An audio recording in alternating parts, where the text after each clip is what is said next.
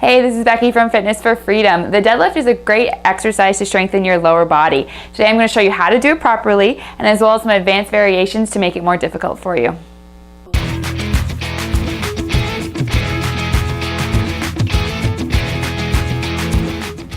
So the deadlift, also known as the Romanian deadlift or the RDL, is a really good exercise to strengthen both your hamstrings and your glutes.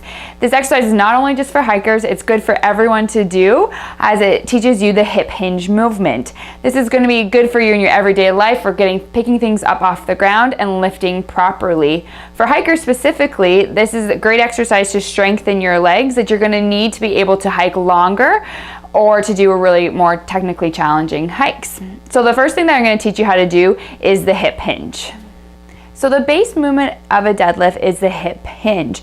To do this, we want to stand with our feet about hip width apart, have a slight bend in your knee. So you don't want the legs to be fully extended back, just slight bend, but as straight as you can keep your legs. I'm going to demo with my hands on my hips to start. So you want to make sure your shoulders are rolled down and back, nice tall posture. From here, I'm going to push my hips back as if I'm going to sit down in a chair, leaning forward with a flat back. In this position, you can start to feel the pull a little bit on your hamstrings. You're going to push up through the heels, driving your hips forward, back up to standing. So we're going to inhale on the way down, hips go back, exhale up. Now, a common mistakes that people do when they're doing this exercise is to round the back up. A really great tip to make sure you're doing this correctly is to use a pole, a stick, whatever you have around to make sure we're keeping your back straight. So I'm going to hold the pole at the base of the neck and in the lower back. So all their points of contact of the pole are right on my spine. So this automatically makes sure that I'm in a tall, upright posture. I'm going to do that same hip hinge movement. Hips go way back, chest stays proud.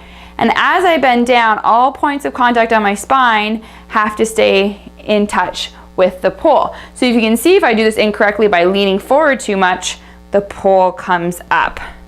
So again, just to show you, making sure you keep all points of contact with the spine and then drive those hips forward. So that's the hip hinge. If you have any difficulty doing this exercise, you're going to make sure you stay here and correct that before moving on to the deadlift. Moving along to the deadlift is just doing the exact same movement as the hip hinge, but now we're adding weight. So you can use dumbbells, a barbell, kettlebell, medicine ball, anything that you can hold in your hands to give you some extra weight. So I'm going to demonstrate with 2 dumbbells. So we're going to squat down to pick up the dumbbells. Right again, check your posture. So I'm going to roll my shoulders down and back, chin just tilted in slightly. Weights are going to come in front of my thighs. Start that motion by pushing the hips back, nice and flat. You can feel my hamstrings pulling here. Take a big exhale and drive the hips forward. So same motion as the hip hinge. We go a little bit further with the weights, and you really want to make sure that you're maintaining that posture, taking this nice and slow and controlled. Now, a common problem with this as well is that people sometimes, as they're extending back up, hyperextend their back and go forward. We want to stop just at neutral spine. So you're taking a deep inhale on the way down. Exhale as you push up all the way through, drive the hips forward, back to neutral.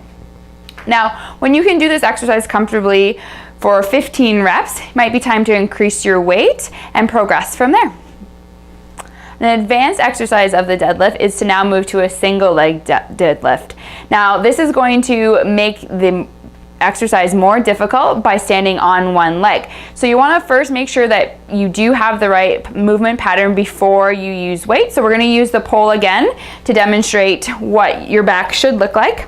So holding on, again, lining the pole up with your spine, one hand in the natural curve of your back, and the other on the natural curve of your neck. I'm going to stand up nice and tall, so it's forced to do so already. I'm going to shift my weight over onto my left foot, and then you're going to bend there at the hips. So again, we're doing that hip hinge, but making sure you keep a nice straight line in your back, all points of contact of the spine onto the pole. Now, common mistakes we see with this are two things. One thing is that people start to lift the leg all the way up, but while trying to keep the back upright. So you can see that causes the increased hyperextension in the back arch there. The other option would be leaning too far forward and not raising the leg up. So you want to make sure that there's a straight line from your heel right into the base of your neck when you're doing this exercise.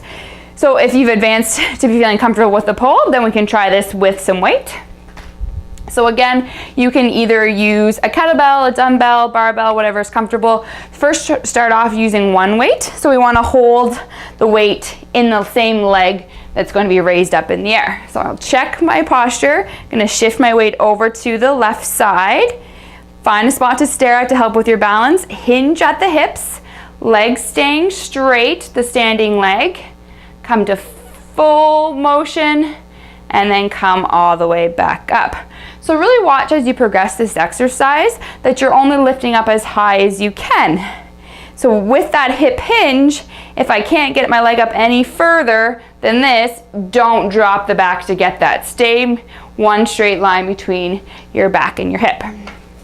So the single leg deadlift is really an exercise that's going to increase the strength in your hamstrings and glutes, as well as add an instability factor that can improve your balance. This is Becky from Fitness for Freedom. I really hope you enjoyed the video today, and thanks for watching. If you'd like to see more fitness tips and workouts, please subscribe to the Fitness for Freedom YouTube channel. Have a great day.